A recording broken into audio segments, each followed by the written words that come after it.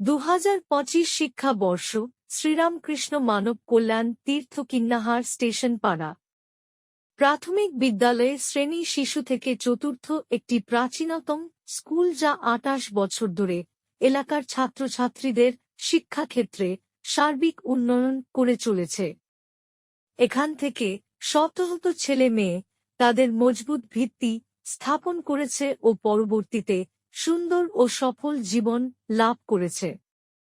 এই বিদ্যালয় থেকে পঠন পাঠন করে পরবর্তী জীবনে অনেকেই শিক্ষক, সৈনিক, পুলিশ, ডাক্তার, ইঞ্জিনিয়ার ইত্যাদি বিভিন্ন সরকারি বা বেসরকারি পেশায় সুপ্রতিষ্ঠিত হয়েছে, যা এলাকার গর্ব। প্রতি বছর কিনাহার বয়েজ ও গার্লস হাই স্কুলগুলিতে যে সকল ছাত্রছাত্রীরা সব থেকে ভালো রেজাল্ট করছে তাদের 1 থেকে 10-এর মধ্যে অবশ্যই শ্রী রামকৃষ্ণ মানব কল্যাণ তীর্থের প্রাক্তনীরা থাকে। তাই আপনার পুত্র বা কন্যার প্রথম জীবনের বিদ্যালয়টি নির্বাচনের ক্ষেত্রে সঠিক সিদ্ধান্ত নিন। যা চকচক করে তাই সোনা নয়। তাই বাইরের চাকচিক্য ও চটকদারি বিজ্ঞাপনের প্রলোভনে পড়ে একটি জীবনের ক্ষেত্রে হঠকারী সিদ্ধান্ত নেওয়া উচিত নয়। প্রথম সোপানটি যাতে মজবুত হয় সে ব্যাপারে 100% নিশ্চিত হন। আচ্ছা, এই রামকৃষ্ণ বিদ্যালয়ে ভর্তির সময় কখন? ডিসেম্বর ও জানুয়ারি মাসে এই বিদ্যালয়ে ভর্তি করা হয়। ভর্তির জন্য জন্ম তারিখের শংসাপত্র, আধার ও 2 কপি ফটো প্রয়োজন। আচ্ছা, এই স্কুলে একজন ভর্তি করবে কেন?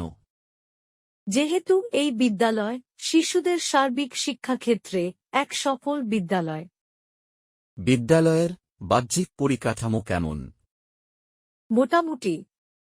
বাহ্যিক কাঠামো অপেক্ষা এখানে শিক্ষার দিকে বেশি নজর দেওয়া হয়। যে শিক্ষার উদ্দেশ্যে ছেলেমেয়েদেরকে এখানে ভর্তি করা হয়। এখানে কোন মাধ্যমে পড়ানো হয়? বাংলা মাধ্যমে, তবে ইংরেজি শিক্ষার ক্ষেত্রেও সমান গুরুত্ব আরোপ করা হয়। আপনাদের পঠন পাঠনের মান কেমন? শিশুদের বুদ্ধি ও নৈতিক ভিত্তি গঠনে অনন্য।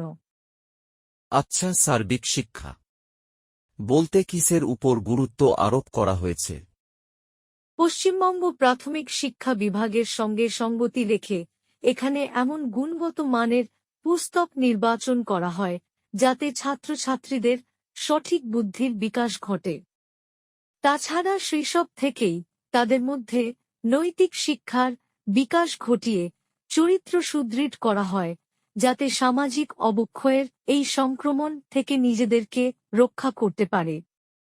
পঠন পাঠন ছাড়াও এই বিদ্যালয়ে কম্পিউটার শিক্ষা, বৈদিক ম্যাথমেটিক্স, গান, নাচ, নাটক, কবিতা আবৃত্তি ইত্যাদি শিক্ষার মাধ্যমে শিশুদের সুকুমার বৃত্তিগুলির বিকাশ সাধন করা হয়।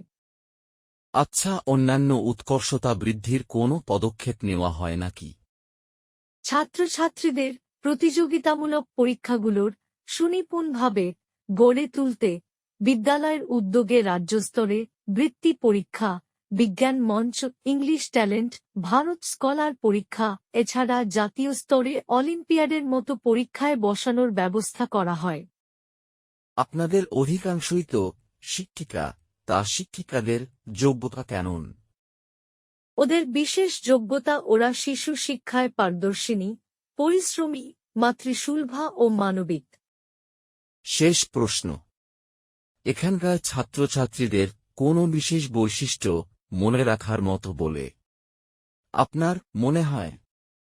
অবশ্যই মনে রাখার মতো হল বিদ্যালয়ে ভর্তির সময় কান্না ও বিদ্যালয় পরিত্যাগের সময় কান্না।